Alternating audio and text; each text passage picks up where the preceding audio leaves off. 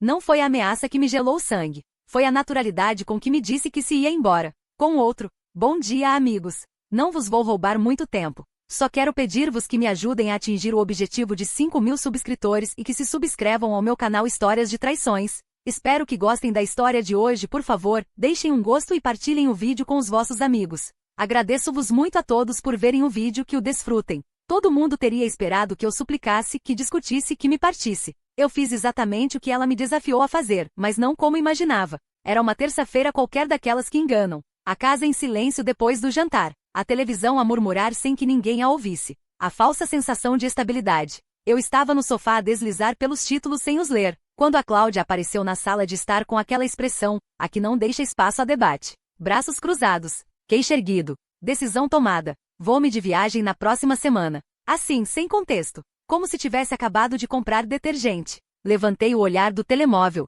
Para onde? Para Vila Moura, um resort no Algarve. Vão colegas de trabalho. Fez uma pausa mínima. É uma coisa de grupo. Demasiado rápido. Já conhecia o nome que evitava. Durante meses, tinha se infiltrado na vida dela mais do que o normal. O Tiago. O Tiago opinava. O Tiago recomendava. O Tiago fazia-a rir com o telemóvel na mão enquanto eu falava sozinho. O Tiago justificava saídas tardias e reuniões eternas. O Tiago vai? Perguntei. Não hesitou. Sim, ele reservou. Uma semana inteira. Praia, hotel, coquetéis. Com o homem que ocupava as noites dela sem estar presente. Deixa-me entender, disse. Vais-te embora uma semana com o Tiago e avisas-me agora? Revirou os olhos. Literalmente. Não sejas dramático. Somos adultos. Somos colegas. Incorporei-me. Quando planeaste? Há umas semanas. Semanas. E escolheu a noite antes de começar a fazer a mala para o dizer. Não senti raiva. Ainda não. Foi algo mais frio, mais lúcido. E não pensaste em perguntar-me se estava bem com isto? O rosto dela mudou. Acabou-se a paciência. Apagou-se tudo. Não estou a pedir permissão, disse. Plana. Eu vou-me embora. E se não gostares? Divorcia-te. Lançou-o como quem sabe que o outro não se atreverá a apanhar. Eu não gritei. Não discuti. Nem sequer elevei a voz. Entendido. Piscou os olhos. Confusa. Isso não estava no guião dela. Esperava lágrimas. Uma cena. Súplicas. Decidiu-se pelo silêncio. Encolheu os ombros e foi para o quarto, a cantarolar. Como se não tivesse acabado de rachar algo irreversível. Ouvi as portas do roupeiro. O arrastar da mala. O som de alguém a preparar uma viagem que não era só uma viagem. Essa noite não dormi. Cada fecho a correr confirmava o evidente. Ela não se estava a ir embora. Já tinha ido. Olhei para o teto com uma sensação nova. Não dor, não confusão. Chegou limpo, afiado. Na manhã seguinte desceu já arranjada. Vestido novo, leve e luminoso, escolhido para outros olhares. Escrevo-te quando aterrar, disse sem levantar a vista do telemóvel. Que te divirtas, respondi. Parou um segundo. O meu tom não encaixava. Mas não perguntou. Saiu sem olhar para trás. A mala ressoou na entrada. O carro arrancou como num anúncio de liberdade. Eu fiquei na janela até que desapareceram as luzes. Então tirei o telemóvel. Ela tinha escolhido decidir sozinha. Perfeito. Às 7h da manhã eu já estava a procurar advogados de divórcio. E desta vez não ia perder nenhum minuto. Na segunda-feira de manhã estava sentado frente ao Dr. Ricardo Lopes. Advogado de divórcios. Cabelos grisalhos impecáveis. Olhar tranquilo. A calma de alguém que já viu demasiados finais para dramatizar nenhum. A consulta telefônica já me tinha convencido. Não perguntou como me sentia. Não procurou consolar-me. Trabalhava com factos. 7 anos casados. Sem filhos. Casa em teu nome. Carros separados. Uma única conta comum. Enumerou enquanto me olhava fixamente. É um caso limpo. Muito limpo. Quando mencionei a viagem, o Tiago, as noites longas, a distância de meses. Concordou uma vez. Podemos apresentar a petição na quinta-feira. Empurrou os papéis para mim. Assina aqui. Assinei sem hesitar. Mão firme. Sem tremores. Como quem recolhe um pacote necessário. Ao sair, conduzi para casa com uma calma estranha. Algo dentro de mim tinha se fixado, encaixado. A casa soava diferente ao entrar. Silenciosa. Atenta. Essa tarde percorre cada divisão com precisão cirúrgica. A roupa dela fora do armário, os frascos do banho, os livros, os objetos, tudo encaixotado, etiquetado, ordenado, empilhado no quarto de hóspedes. Não era vingança, era clareza convertida em gesto. Na quarta-feira à noite ligou Pedro, amigo desde a universidade. Um dos poucos que há tempo notava que algo não ia bem. Como estás? Bem, não estás, respondeu. A tua mulher está na praia com um tipo que há meses orbita à volta dela. Podes falar comigo. Olhei para as caixas no corredor. Estou a gerir isso, disse.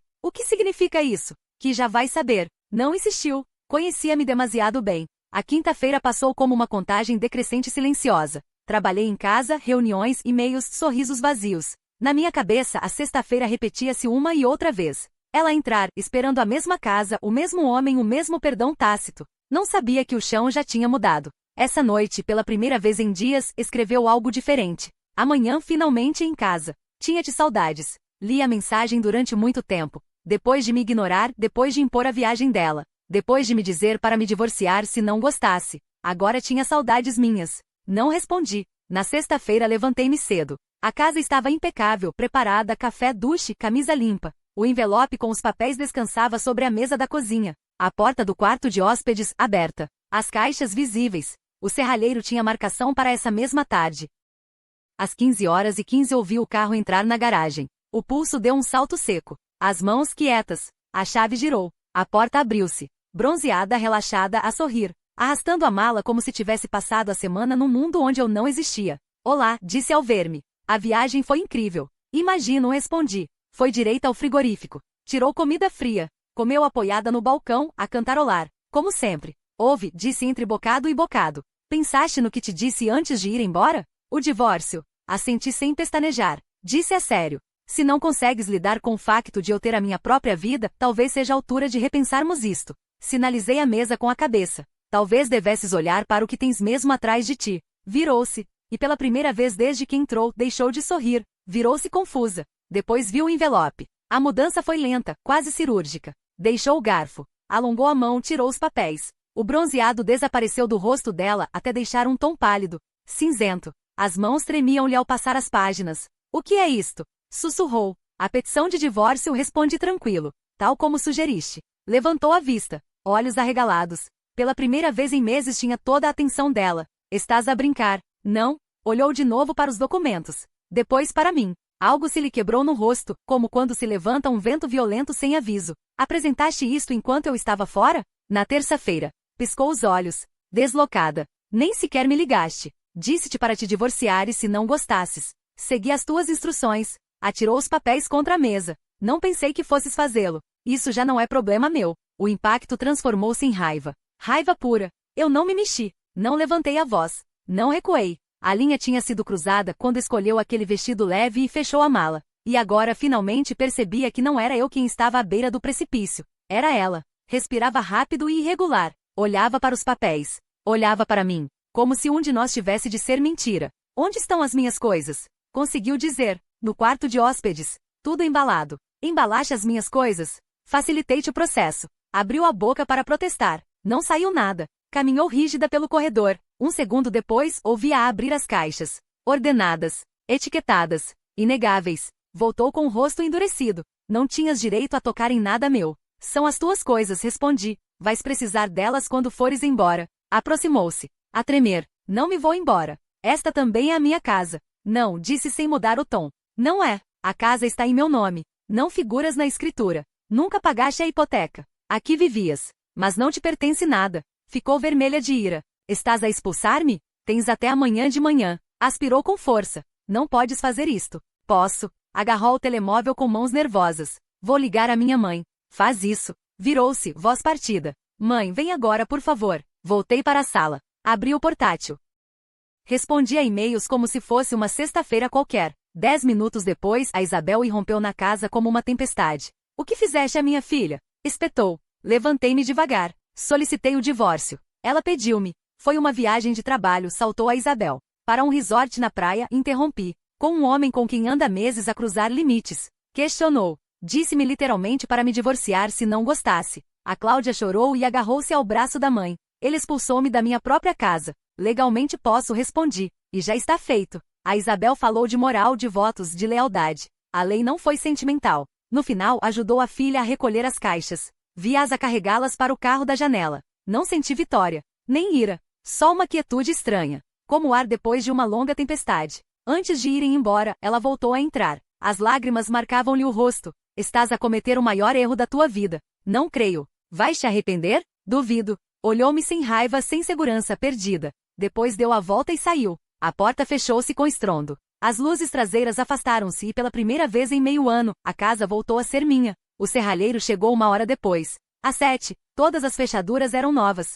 Pedi comida para levar. Uma cerveja, silêncio, calma. Às 20h10, o telemóvel começou a vibrar. O nome dela, uma vez, outra mais. A quinta chamada atendi. A voz dela era diferente, controlada, medida, quase ensaiada. Temos de falar. Não, por favor, só ouve-me. Houve um enorme mal-entendido. Fiquei em silêncio. E então disse algo que não esperava ouvir. Não ouve, disse. Posso ir a casa e falamos cara a cara? De forma alguma. O tom dela afiou-se. Por que estás a ser tão teimoso? Quase ri. Teimoso? Essa é a palavra que escolhes a esta hora? Respirou fundo, trêmula. Enganei-me. Está bem. Não devia ter te dito isso. Não devia ter ido embora. Não estava a pensar com clareza. Pensavas o suficiente para comprar um vestido novo para a viagem. Silêncio. Amo-te, sussurrou finalmente. Curioso. Esse amo-te aparecia exatamente quando havia consequências. Não te parece estranho que só sai agora? A voz dela quebrou-se. O que queres que eu diga? Nada, respondi. O divórcio segue em frente. Vais mesmo atirar 7 anos por causa disto? Não. Termino porque tu acabaste há meses. Uma pausa longa. Depois fria como gelo. Vais te arrepender. Tenho direitos. Desliguei. Na manhã seguinte desbloqueei o telemóvel o suficiente para ver 17 chamadas perdidas e mensagens que oscilavam entre súplicas e ameaças veladas. Bloqueei de novo. Passaram semanas tranquilas. Demasiado tranquilas. Até que o Dr. Ricardo, o meu advogado, ligou. A advogada dela quer falar de um acordo. Não há nada para acordar. Isso mesmo lhe disse. Tentou reclamar a casa. A lei foi clara. Dias depois outra chamada. Está a alegar angústia emocional. Ri alto. Disse-me para me divorciar. Tratamos disso. A vida começou a ganhar ritmo, trabalho, ginásio. Um silêncio que já não pesava. Numa sexta-feira à tarde no supermercado cruzei-me com alguém inesperado. A Sofia, uma colega dela que supostamente tinha ido na viagem. Ficou rígida ao ver-me. Uma coisa te digo. Foste na viagem com a Cláudia e o Tiago? Corou. Não pude ir, surgiu algo. Então foram só eles? Hesitou. Concordou. Disse-lhe que era má ideia. Acrescentou quase a contragosto. E já não estão juntos. Ele deixou há uns dias. Agradeci e fui-me embora. Não senti vitória nem alívio. Só confirmação. Uma semana depois recebi um e-mail longuíssimo da minha ex-desculpas. Recordações. Promessas. Nem uma única linha a assumir o que tinha feito. Reenviei-o ao meu advogado. 3 semanas mais tarde ligou. Assinado. Tudo terminado. Após uma breve comparência saí do tribunal mais leve do que me tinha sentido em anos. O tempo passou. A vida estabilizou. Uma tarde numa cafetaria, descobri-me a rir com alguém novo. Sem fugir do passado. Nem sem viver nele. E a conduzir para casa essa noite percebi algo simples. A calma que tinha agora valia infinitamente mais do que o caos que tinha deixado para trás. Ela disse-me uma vez, divorcia-te se não gostares das minhas decisões. Resultou ser o melhor conselho que me deu alguma vez. Pensei que a história tinha terminado. Esse foi o meu erro. A calma tinha se tornado rotina. Demasiado perfeita. Demasiado limpa. Trabalhava, treinava, dormia sem sobressaltos. Ninguém perguntava pela Cláudia. Ninguém a nomeava. Era como se o casamento nunca tivesse existido. E isso, curiosamente, começava a inquietar-me. Uma tarde de terça-feira recebi uma chamada do Dr. Ricardo fora de horas. Não queria incomodar-te, disse. Mas surgiu algo. Esse algo geralmente não traz boas notícias. O que aconteceu? Apareceu uma cláusula que não conhecíamos. Algo que a tua ex tentou esconder e que agora joga contra ela. Guardei silêncio. Durante o processo, continuou. Ela assinou um documento financeiro paralelo, um empréstimo pessoal em teu nome. Senti o corpo tenso. Isso é impossível. Não é. A assinatura está aí falsificada. Grosseira, mas suficiente para abrir uma investigação. O ar tornou-se denso. Para quê? Para financiar a viagem e mais alguma coisa. Desliguei sem me despedir. Essa noite não dormi. Não por medo. Por uma sensação conhecida. Essa clareza afiada a regressar. Na manhã seguinte fui ao banco. Os movimentos estavam lá. Transferências pequenas, disfarçadas, constantes, durante meses. Ela não só tinha ido embora com outro. Tinha usado o meu nome para construir essa fuga. Já tinha sido avisado. Procede. Tens a certeza? Mais do que nunca. 2 semanas depois, a Cláudia escreveu-me pela primeira vez sem rodeios. Temos de falar. Isto está a ir de mãos dadas. Não respondi. O desfecho chegou numa quinta-feira: fraude documental, usurpação de identidade, responsabilidade penal. Quando me sentei frente a ela no tribunal, quase não a reconheci. Não estava partida. Estava vazia. Sem maquilhagem. Sem brilho. Sem arrogância. Só cansaço. Olhou-me como se eu fosse a última tábua numa naufrágio que ela própria tinha provocado. Nunca quis fazer-te mal, sussurrou. Não respondi. O juiz falou. Os papéis falaram. As assinaturas falaram. Ela não. O advogado dela pediu um intervalo. O juiz negou com a cabeça. O caso não era claro. Demasiado claro. Quando saímos, alcançou-me no corredor. O Tiago deixou-me, disse. Assim que as coisas se complicaram. Não senti nada. Não tenho ninguém, acrescentou. Perdi o emprego. A minha mãe não quer saber de nada. Olhei-a pela primeira vez com atenção. Não como marido. Como alguém que observa uma consequência. Isto não é sobre mim, respondi. É sobre as tuas decisões. Vais destruir-me? Pensei na pergunta. Não, disse. Já o fizeste tu. Levantou a mão à boca. Não chorou.